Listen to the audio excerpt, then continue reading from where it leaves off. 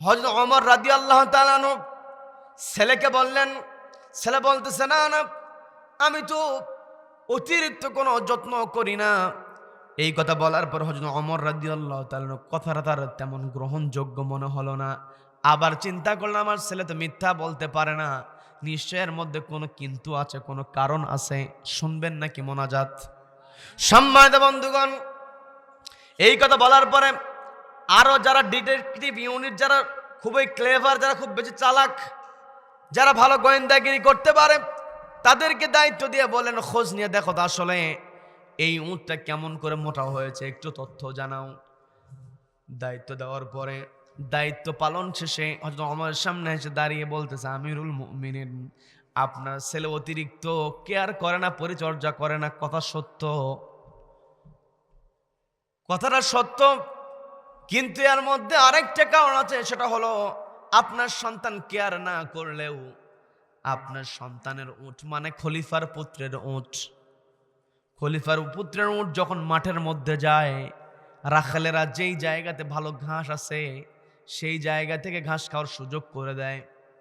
আবার যখন পানি পান করানো হয়, পানি পান করানোর সময় সবার আগে খলিফার পুত্রের উটকে পানি পান করানো হয়, তৃপ্তি সহকারে পানি পান করার সুযোগ করে দেওয়া হয়, যার কারণে অন্য অন্য উটের চাইতে আপনার ছেলের উটটা একটু মোটা হয়েছে। খলিফার পুত্রের উট। এই কথা যখন হযরত ওমর রাদিয়াল্লাহু তাআলা আনহুকে জানানো হলো, সঙ্গে সঙ্গে তিনি একটু দেরি করলেন না, তার ছেলেকে ডেকে পাঠালেন। ছেলে হাজির হলো, কোনো কথা নাই, বলতেছে আগামী 3 দিনের মধ্যে তোমার উটটাকে বিক্রি করে দেবে। ঠিক আছে, বিক্রি করে দেব।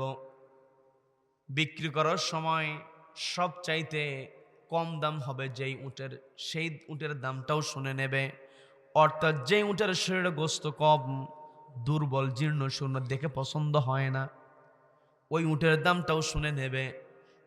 অর্ডার দেওয়ার পরে, পিতার অর্ডার পাওয়ার পরে ছেলে কি করলেন, উট বিক্রি করলেন। বিক্রি করে যখন বাবার সামনে হাজির হয়েছেন, হাজির হওয়ার পরে বাবা প্রশ্ন করতেছে, উটের দাম কত? বলে এত মুদ্রা। তোমাকে যে বলেছিলাম সবচাইতে দুর্বল উটের দাম শোনার জন্য, শুনেছ নাকি? বলে হ্যাঁ। বলো কত? বলে এত মুদ্রা। এই দুইটা বিয়োগ করো, দুইটার মধ্য থেকে বিয়োগ করে অতিরিক্ত যেই মুদ্রাটা হয় রাষ্ট্রীয় কোষাগারের মধ্যে এই মুহূর্তে জমা দিয়ে দাও। বলেন না সুবহানাল্লাহ।